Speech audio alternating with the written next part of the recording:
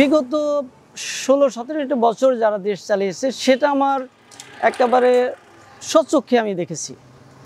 তো সেই রাজনীতি আমার পছন্দ না। কেন পছন্দ না? তারা অনেক জেল জুলুম, অন্যায়, এরপরে চাঁদাবাজি এবং মাদকাসক্ত, এগুলো আমার পছন্দ না।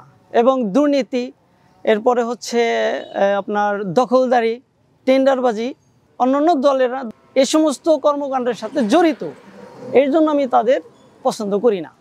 জামাত ইসলামী যদি সরকার গঠন করতে পারে, ইনশাল্লাহ এদেশে ন্যায় এবং ইনসাফ কায়েম হবে, দুর্নীতি, চাঁদাবাজি, মাদকমুক্ত একটি দেশ গঠন হবে আমি আশা করি। এতদিন আমাদের মানিকগঞ্জে জামাত ইসলামের কোনো প্রার্থী ছিল না। আমি মনে করি মানিকগঞ্জ জেলার ভিতরে জাহিদ ভাই 1 নম্বর। উনি যদি নির্বাচিত হন, আমাদের দক্ষিণ মানিকগঞ্জ একটা উন্নয়নশীল হবে, আমি এই আশা করি।